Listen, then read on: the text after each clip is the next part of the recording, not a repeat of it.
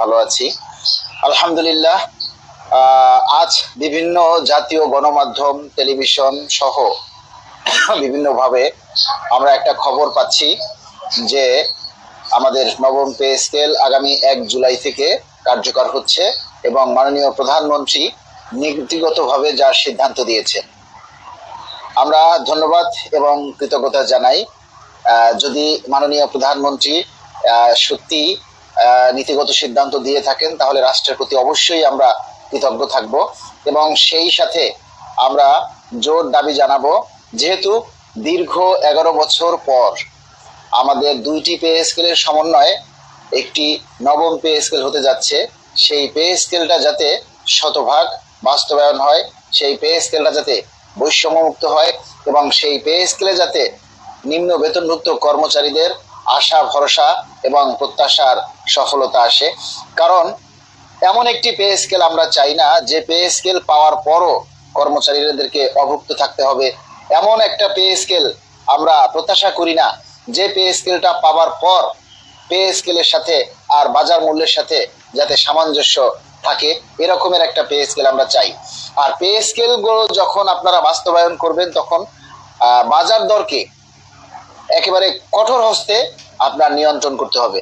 কারণ pay scale দেওয়ার পর যদি বাজার মূল্য গণহারে বেড়ে যায় তাহলে সেই পে স্কেল কর্মচারীদের জন্য কোনো কাজে আসবে না। আর আমরা যতটুকু জানি যে এতদিন গণমাধ্যম সহ বিভিন্ন জাতীয় পত্রপত্রিকায় প্রকাশ করেছেন যে আগামী 1 জুলাই থেকে বাস্তবায়ন হতে পারে, এরকম কথাটাই কিন্তু সমস্ত গণমাধ্যম বা সমস্ত পত্রিকায় এই কথাগুলিই বলেছেন যে আগামী 1 জুলাই থেকে পে স্কেল বাস্তবায়ন হতে পারে। কিন্তু আজ সকল জাতীয় গণমাধ্যম টেলিভিশনে এই কথাটাই বলছেন যে মাননীয় প্রধানমন্ত্রী নীতিগত সিদ্ধান্ত দিয়েছেন এবং আগামী 1 জুলাই থেকে কার্যকর করা হবে।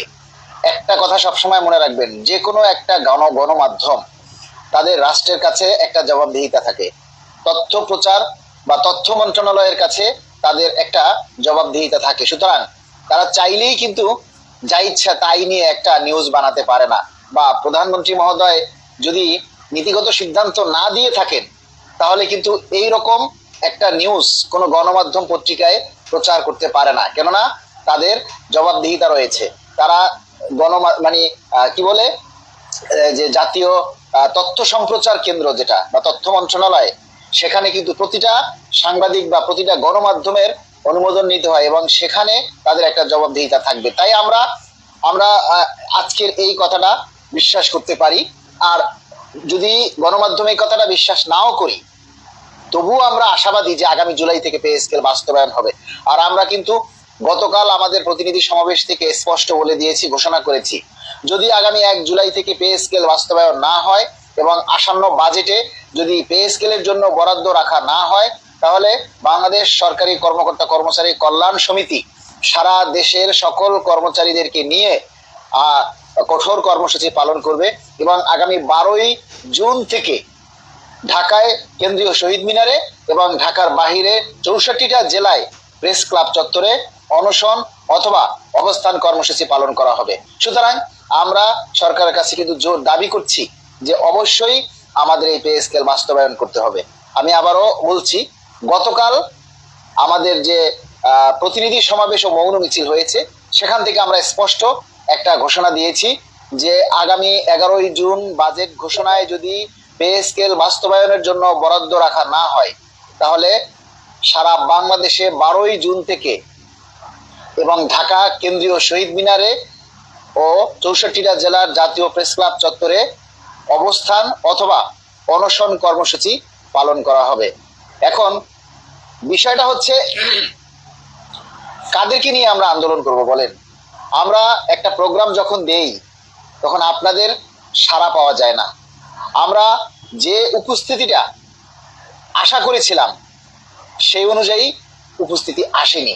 তাহলে আপনারা যদি বেইমানি করেন, আপনারা যদি আমরা আপনাদের জন্য লড়বো, আমরা আপনাদের জন্য রাস্তায় নামবো আর আপনারা ঘরে বসে থাকবেন, এই চিন্তার কারণেই কিন্তু এই অবহেলা বা এই সমস্ত কার্যক্রমের কারণেই আমাদের পে স্কেলটা দেরি হচ্ছে। আর আপনারা মনে করেন গতকাল আমরা যে মৌন মিছিলের আয়োজন করেছি, আমরা ভেবেছিলাম যে অন্তত 2-4-5 হাজার মানুষ আপনারা উপস্থিত থাকবেন, কিন্তু সেই অনুযায়ী আপনারা উপস্থিত হন নাই। যদি 2-4-5 হাজার মানুষ গতকাল আমাদের এই মৌন মিছিলে উপস্থিত হতেন, তাহলে আর অনেকটা প্রেশার সৃষ্টি হতো, কিন্তু আপনারা সেটা আসেননি। তাহলে আমরা যে দাবিটা করব, আমরা যে দাবিগুলি করব যে আমাদেরকে শতভাগ দিতে হবে, এটা দিতে হবে, ওইটা দিতে হবে, এটা তো আমরা সেটা করতে পারতেছি না। আমরা একা ঘরে বসে যদি বলি শতভাগ বাস্তবায়ন চাই, তাহলে কি কাজ হবে? বলেন, আপনারা কি আপনাদের দায়িত্ব পালন করেন? তাহলে সরকার যদি 2 ধাপে না 3 ধাপে 5 ধাপেও দেয়, তাহলেও তো আমাদের কিছু করার নেই। কারণ আমরা শতভাগ বাস্তবায়নের জন্য তো সরকারের কাছে সেই চাপটা সৃষ্টি করতে পারিনি। আপনারা আসেন না, আপনাদের সহযোগিতা আমরা পাচ্ছি না। সুতরাং সরকার যদি 3 ধাপে 4 ধাপে 5 ধাপে দেয়, আমাদের কিচ্ছু বলার নেই, কিছু করারও নেই। সেটা মনে করবেন আপনাদের কারণে। সরকার যদি আমাদের এই পে স্কেলটা ভেঙে ভেঙে দেয়, তাহলে মনে করবেন সেটা আপনাদের অবহেলার কারণে, এবং আপনারা তারই প্রাপ্য। কারণ আপনারা কোনো কর্মসূচি দিলে, আমার প্রশ্ন হচ্ছে, যেই কর্মসূচি দেখ সে আপনার বেতন বাড়ানোর জন্যই তো দিচ্ছে, তাহলে কেন আপনারা আসেননি?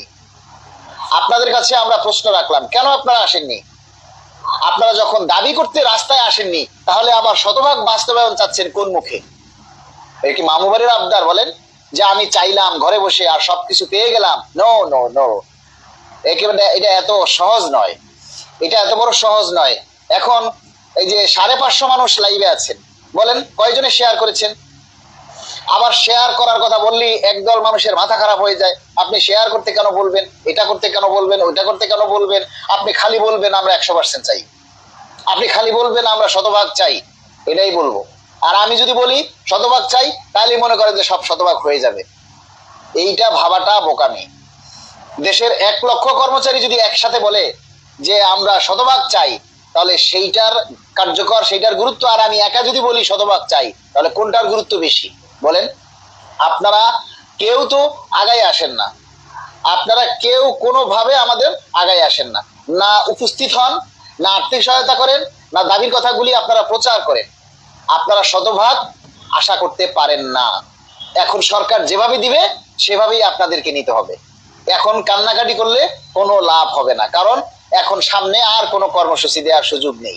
কারণ আর 3-4 দিন পরে কুরবানি, তারপরে বাজেট অধিবেশন শুরু, এর মধ্যে আর কোথাও কোনো কর্মসূচি দেওয়ার কোনো সুযোগ নেই। তাহলে আপনারা বলেন, আমরা যে এই যে এতদিন পরে, এত প্রচার প্রচারণার পরে আমরা এই যে 16ই মে প্রোগ্রামটা করেছি, সেখানে আপনি এসেছিলেন? প্রশ্ন করেন নিজের কাছে যে আমি কি গিয়েছিলাম? তাহলে আমি যদি না যেয়ে থাকি, তাহলে এখন আমি শতভাগ আশা কিভাবে করি? আপনারা আমাদের দাবির কথাগুলি প্রচার করেন না, আপনারা আমাদের দাবির কথাগুলি শেয়ার করেন না, আপনারা নিজেরা দাবি করেন না, আমরা যে দাবিগুলি করি সেগুলো আপনারা তুলে ধরেন না।